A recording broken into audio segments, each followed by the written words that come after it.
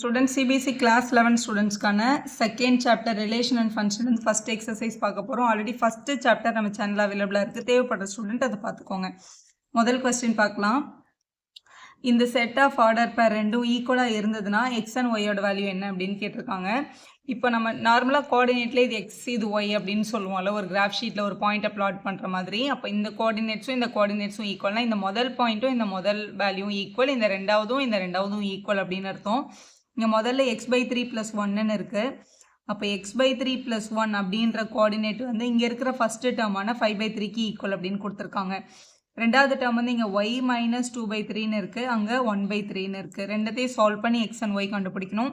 -2/3 அந்த பக்கம் எடுத்துகிட்டு போனால் +2/3 ஆகிடும். இப்போ 1/3 + 2/3 நம்ம எழுதிக்கலாம். டினாமினேட்டர் சேமாக இருந்தால் ஒரே ஒரு காமன் டினாமினேட்டர் எடுத்தால் போதும் அடிஷனில். மேலே 1 + 2 அப்போ 3/3ன்னு வருது. 3/3 கேன்சல் பண்ணால் ஃபைனல் ஆன்சர் 1 தான். அப்போ ஒய்யோட வேல்யூ 1 நம்ம கண்டுபிடிச்சாச்சு. இப்போ எக்ஸை ஃபைன் பண்ணணும். ஃபஸ்ட் இந்த +1 அந்த பக்கம் எடுத்துகிட்டு போனால் -1 ஆகிடும். இப்போ x/3 = 5/3 - 1/1 அப்படின்னு எழுதிக்கலாம். 3யும் 1ம் டிஃப்ரெண்ட் டினாமினேட்டர்னால் எல்சிஎம் எடுக்கணும். அப்போ 5 1s are 5, 3 1s are 3 /3 1s are 3 அப்படின்னு எழுதிக்கணும். இங்கே x/3ன்னு இருக்குது. டிவைடில் இருக்க 3 அந்த பக்கம் எடுத்துகிட்டு வந்தால் மல்டிபிள் ஆகும். அப்போ x/3 = 2/3 அப்படின்ற டேர்மில் டிவிஷனில் இருக்க 3 அங்கே போனால் மல்டிபிள் ஆகும் அப்படின்னு சொல்லலாம். இல்லை இந்த 3யும் கேன்சல் ஆகும் அப்படின்னு கூட சொல்லிக்கலாம். ரெண்டும் ஒன்று தான். அப்போ x = 2/3 டிவைடில் இருக்க 3 அங்கே போனால் மல்டிப்ளை 3யும் கேன்சல் ஆகிருக்கும். அப்போ எக்ஸோட வேல்யூ வந்து கண்டிப்பாக 2 தான். x வேல்யூ 2, y வேல்யூ 1ன்றது உங்களோட கரெக்ட் ஆன்சர். கொஸ்டின் நம்பர் 2ல் if the set A has 3 elements அப்படின்னா n of A வந்து 3ன்னு அர்த்தம். நம்பர் ஆஃப் எலிமெண்ட் இந்த A செட் வந்து 3. Bன்ற செட்டில் 3 4 5ன்னு 3 எலிமெண்ட் தான் கொடுத்துருக்காங்க. அப்போ கார்டினல் நம்பர் ஆஃப் Bன்னு சொல்லலாம், இல்லை நம்பர் ஆஃப் எலிமெண்ட் இன் Bன்னு சொல்லலாம். இதுவும் 3 தான் இருக்குது. Then find the number of element in A cross B. அப்போ number of element in A cross B எவ்வளோ அப்படின்றத உங்களை கண்டுபிடிக்க சொல்லியிருக்காங்க. Number of element A cross B வந்து நம்பர் ஆஃப் எலிமெண்ட் இன் ஏயையும் நம்பர் ஆஃப் எலிமெண்ட் இன் பியையும் multiple பண்ணால் நமக்கு கிடைக்கும். அப்போ 3 x 3யோட வேல்யூ வந்து 9 தான். ஸோ இதான் A cross Bயோட நம்பர் ஆஃப் எலிமெண்ட்டோட வேல்யூ 9 தான் உங்களோட கரெக்டான ஆன்சர்.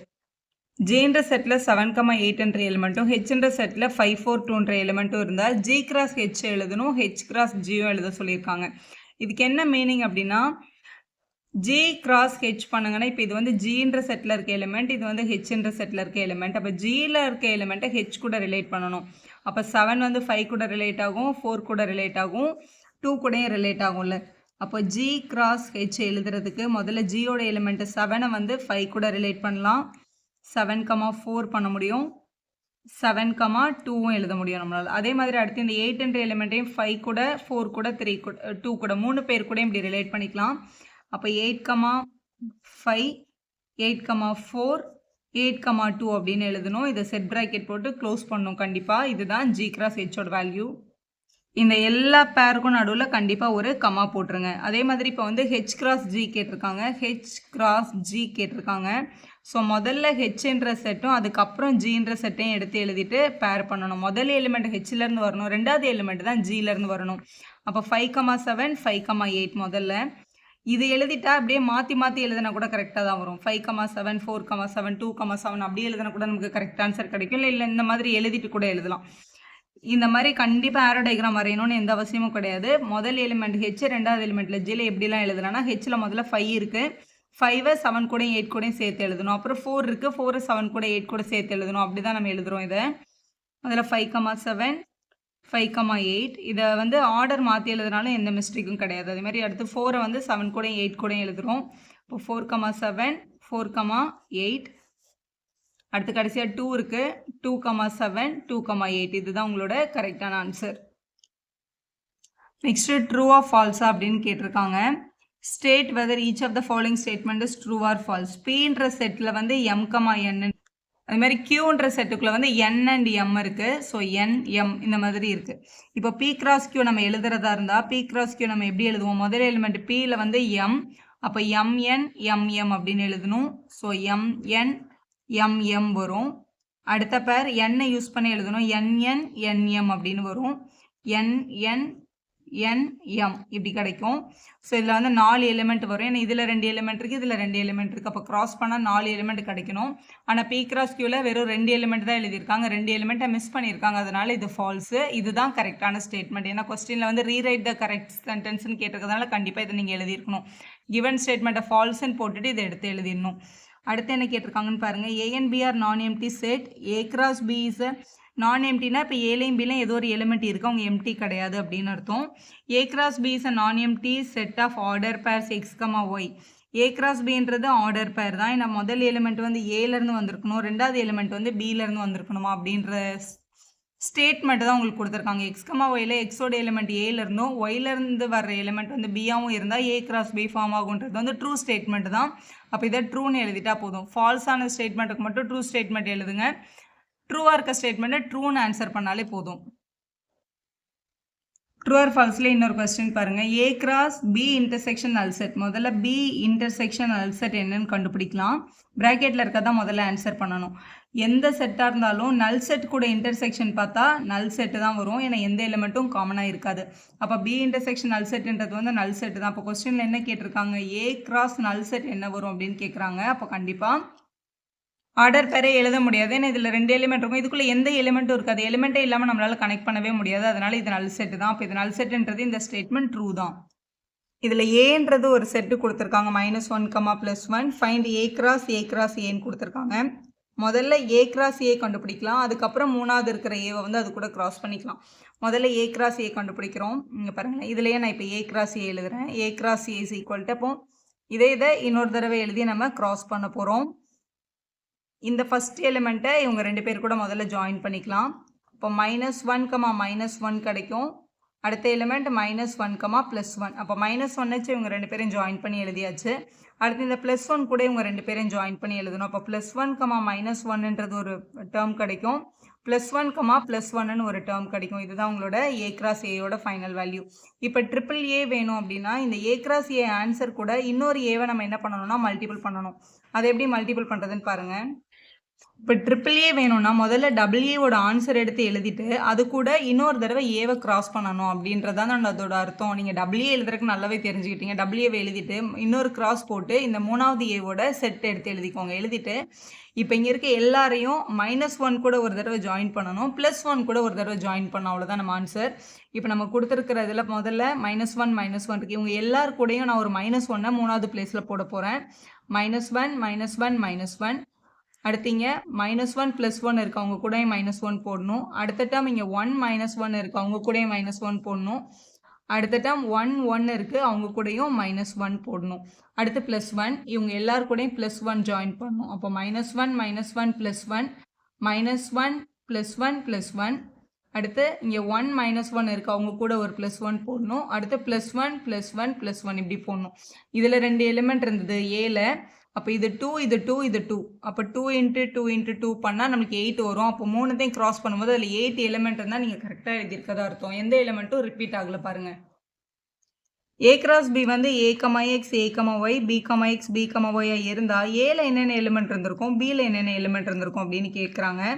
A கிராஸ் B நல்ல ஒரு விஷயம் தெரிஞ்சுக்கோங்களேன். இப்போ A கிராஸ் B அப்படின்னு கொடுத்துருக்காங்கன்னா இதோட எலிமெண்ட்டு X, Yன்னு எழுதுறோம்னா டெஃபினட்டாக இந்த Xன்ற எலிமெண்ட் இந்த முதல் செட்லேருந்து தான் வந்திருக்கும். Aன்ற செட்லேருந்து. இந்த ரெண்டாவது எலிமெண்ட் தான் இந்த ரெண்டாவது செட்லேருந்து வந்திருக்கும். இதுதான் ப்ரொசீஜர். இப்போ இந்த கொஸ்டினில் இது A கிராஸ் Bன்னு கொடுத்துருக்காங்க. அப்போ ஏவோட எலிமெண்ட்லாம் முதல் எலிமெண்ட், பியோட எலிமெண்ட்லாம் ரெண்டாவது எலிமெண்ட். கொஸ்டின் பேப்பரில் கரெக்டாக பாருங்கள். அவங்க இங்கே B கிராஸ் Aன்னு கொடுத்தாங்கன்னா முதல்ல இருக்கிறது பியோட செட்டோடதுன்னு எடுக்கணும் நம்ம. இப்போ இந்த செட்டில் ஏன்ற செட்டில் முதல் எலிமெண்ட்டில் யார் இருக்கா? A, B. ஆனால் எந்த எலிமெண்ட்டையும் நம்ம ரிப்பீட் பண்ண மாட்டோம்ல செட்டுக்குள்ள. அதனால A, Bன்னு எழுதுனா போதும்.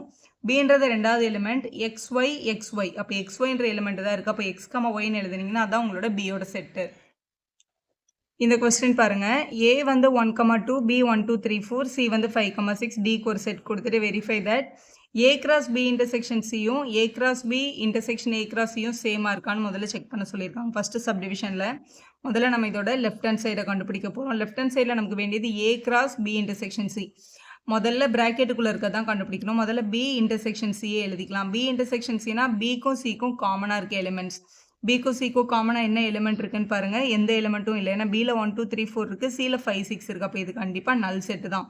அப்போ ஏன்ற செட்டை வந்து பி இன்டர்செக்ஷன் சி கூட கிராஸ் பண்ணால் என்ன கிடைக்கும்னு கேட்குறாங்க. கண்டிப்பாக நல் செட் தான் கிடைக்கும். ஒன்று இந்த மாதிரி எம்டி ப்ராக்கெட் போடணும், இல்லை இந்த மாதிரி சிம்பிள் கூட நீங்கள் யூஸ் பண்ணலாம். ஸோ இது வந்து உங்களோட நல் செட்டுன்னு கிடச்சிருச்சு. இப்போ ரைட் ஹேண்ட் சைட் பார்க்கலாம்.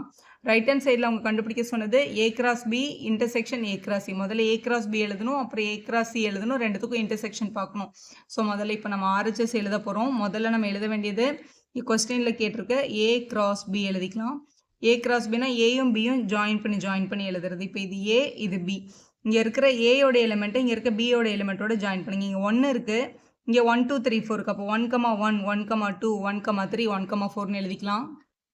ஸோ ரைட் ஹேண்ட் சைடுக்கு அடுத்து நமக்கு ஏ கிராஸ் சி தேவைப்படுது. ஏ கிராஸ் பி நம்ம எழுதிட்டோம். அதாவது 1 கூட இந்த 1 2 3 4யும் 2 கூட இந்த 1 2 3 4யும் ஜாயின் பண்ணிட்டோம். அடுத்து ஏ கிராஸ் சி தேவைப்படுது.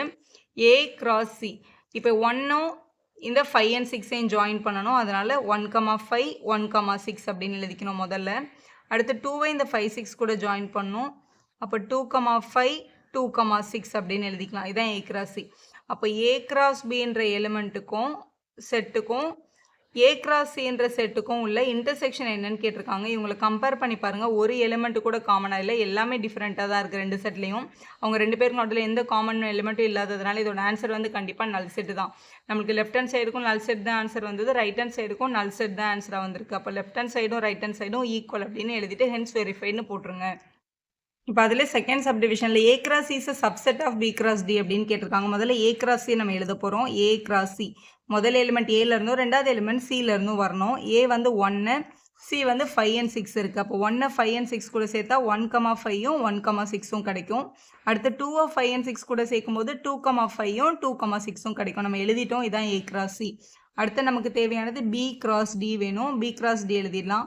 பியில் வந்து 1 2 3 4 இருக்குது, டியில் வந்து 5 6 7 8 இருக்குது. எப்படி எழுதணும்னா முதல்ல 1ஐ யூஸ் பண்ணி 1,5 1,6 1,7 1,8, அதேமாதிரி 2ஐ யூஸ் பண்ணி 2,5 2,6. இந்த பியில் இருக்க எல்லா எலிமெண்ட்டையும் டி கூட இருக்கவங்க கூட ஜாயின் பண்ணிக்கோங்க.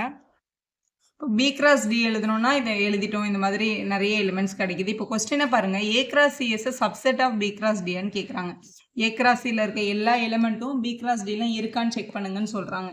இங்கே 1,5 இருக்குது, இங்கே 1,5 இருக்குது, 1,6 1,6, இங்கே 2,5 இங்கே 2,5 2,6 2,6 இருக்குது பாருங்கள்.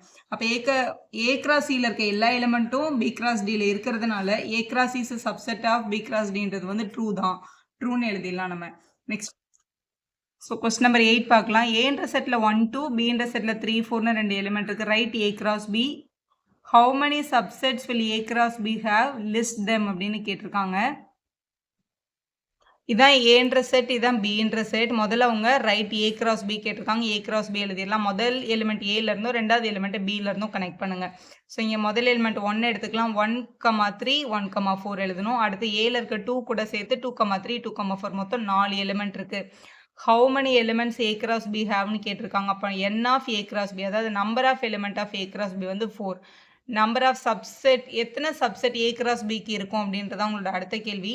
ஏ கிராஸ் பியில் 4 எலிமெண்ட் இருக்கிறதுனால நம்பர் ஆஃப் சப்செட்டோட ஃபார்முலா 2n. எந்த செட்டுக்கு சப்செட் கேட்குறாங்களோ அதோட நம்பர் ஆஃப் எலிமெண்ட் தான் பவரில் எழுதணும். நமக்கு ஏ கிராஸ் பிக்கு தான் சப்செட் கேட்டிருக்காங்க. ஏ கிராஸ் பியில் 4 எலிமெண்ட் இருக்கிறதுனால நம்பர் ஆஃப் சப்செட்டுக்கு 2/4ன்னு எழுதுங்க. 2/4னா 2 multiple by 2 multiple by 2 multiple by 2 multiple பண்ணால் 16 கிடைக்குது. அப்போ 16 சப்செட்ஸ் இருக்குது. லிஸ்ட் தெம் அப்படின்னு கொடுத்துருக்காங்க. அதனால் இந்த 4 எலிமெண்ட்டை யூஸ் பண்ணி எழுதுகிற எல்லா சப்செட்டையும் எழுதணும். பேசிக்காக ஒரு விஷயம் ஞாபகம் வச்சுக்கோங்க. Null set is a subset of every set. அதனால் நல் செட்டையும் போடணும். Every set is a subset of itself. அதே செட்டு அந்த செட்டுக்கு சப்செட்டாக தான் இருக்கும். அதனால் மொத்த செட்டையும் ஒரு தடவை கண்டிப்பாக எழுதணும். முதல்ல ஒரு எலிமெண்ட்டாக எடுத்து எழுதணும். இங்கே பாருங்களா 1,3 1,4 2, தனித்தனியாக ப்ராக்கெட் போட்டு எழுதணும். அப்புறம் 2 எலிமெண்ட்டாக ஜாயின் பண்ணும். ஃபஸ்ட் 2ம் ஃபஸ்ட்டும் 3ம் ஃபஸ்ட்டும் 4ம் அந்த மாதிரி. அப்புறம் செகண்டும் 3ம் செகண்டும் 4ம் அப்படி எழுதிட்டே வரணும். 2 எலிமெண்ட்டாக ஜாயின் பண்ணணும். அப்புறம் 3 எலிமெண்ட்டாக ஜாயின் பண்ணிகிட்டே வரணும். அப்படி எழுதிட்டே வந்தால் நமக்கு 16 டோட்டல் சப்செட்ஸ் கிடைக்குது. ஸோ அதான் நான் இங்கே லிஸ்ட் பண்ணியிருக்கேன். நெக்ஸ்ட் கொஸ்டின் பாருங்கள். Let A and B have 2 sets such that n of A வந்து 3 என் ஆஃப் பி வந்து 2. அதாவது ஏன்ற செட்டில் 3 எலிமெண்ட் இருந்தது, பின்ற செட்டில் 2 எலிமெண்ட் இருந்தது. x,1 y,2 z,1 r in a cross b. a cross bக்குள்ளே இந்த மாதிரி ஆர்டர் பேர் இருந்துச்சுன்னா ஃபைண்ட் ஏ அண்ட் பின்னு கேட்குறாங்க. ஏன்ற செட்டையும் பின்ற செட்டையும் கேட்குறாங்க. அவ்வளோதான். ஏன்ற செட்டு ஏ கிராஸ் பின்னா ஏ வந்து இங்கே இருக்க முதல் எலிமெண்ட் எக்ஸ், இங்கே ஒய் இசட் இருக்குது. அப்போ x, y, z தான் என்னோட ஆன்சர். அதனால தான் n of a 3 கொடுத்துருக்காங்க. bன்றது ரெண்டாவது எலிமெண்ட் 1 2 1 தான் வந்திருக்கு. திருப்பியும் 1 நம்ம திருப்பி எழுத தேவையில்லை. அதனால 1, 2ன்னு எழுதினா போதும். எதுக்காக x, y, z is a distinct element கொடுத்துருக்காங்கன்னா ஏன்னா வந்த எலிமெண்ட்டே நம்ம ஒரு செட்டுக்குள்ளே ரிப்பீட் பண்ணக்கூடாது இல்லையா, அதனால இப்படி கொடுத்துருக்காங்க. அதனால நம்ம x, y, z தனித்தனி எலிமெண்ட்டாக கன்சிடர் பண்ணிக்கணும். The Cartesian product of a cross a has 9 elements அப்படின்னு கொடுத்துருக்காங்க. அப்போ நம்பர் ஆஃப் எலிமெண்ட் இன் ஏ வந்து கண்டிப்பாக 3ஆக இருந்திருக்கும். அதனால தான் 3 x 3 9ன்னு உங்களுக்கு கிடச்சிருக்கு. which among found -1, 0, 0, 1 வந்து a cross aல இருந்த எலிமெண்ட்ஸ். a cross aல கண்டிப்பாக 9 எலிமெண்ட்ஸ் இருந்திருக்கும். அதில் 2 எலிமெண்ட் வந்து -1, 0வும் 0, 1ஆவும் இருந்தால் ஃபைண்ட் ஏ செட் ஏன்ற செட்டையும் கண்டுபிடிங்க, ரிமைனிங் எலிமெண்ட்ஸும் எழுதுங்க அப்படின்னு சொல்லியிருக்காங்க.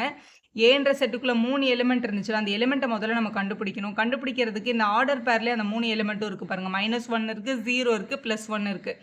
-1, 0, +1 எப்படி முதல் எலிமெண்ட்டையும் ரெண்டாவது எலிமெண்ட்டையும் எடுக்கிறீங்க அப்படின்னா நம்ம ஏன்ற செட்டை ஏன்ற செட்டு கூட தான் கிராஸ் பண்ணுறோம். அதனால் இங்கே இருக்க எல்லா எலிமெண்ட்டுமே ஏயோட எலிமெண்ட்டாக தான் இருந்திருக்கும். அப்போ இதுதான் 3 எலிமெண்ட் என்னோட ஏ செட்டோடது. அப்போ ஏ கிராஸ் ஏ எழுதணும் அப்படின்னா இதே செட்டால் மல்டிபிள் பண்ணணும். இப்படி மல்டிபிள் பண்ணிக்கலாம். இந்த ஏ கிராஸ் ஏல ரிமைனிங் இருக்க எல்லா எலிமெண்ட்டையும் எழுத சொல்லியிருக்காங்க. முதல்ல இந்த -1 யூஸ் பண்ணி எழுதும்போது -1, -1 வரும். அதை எழுதணும். -1, -1. அடுத்து -1, 0 ஆல்ரெடி இங்கே எழுதிட்டாங்க, திருப்பி எழுத வேணாம். அடுத்து -1, +1, -1, +1 எழுதணும்.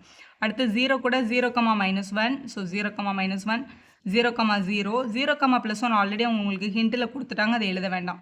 அடுத்து 1 கூட ஜாயின் பண்ணும்போது 1, -1, 1, 0, 1, 1 இப்படி எழுதணும். ஸோ இதில் வந்து நமக்கு 9 எலிமெண்ட்ஸ் கிடச்சிருச்சு. இதான் உங்களுக்கு கொஸ்டினில் கேட்டிருக்காங்க.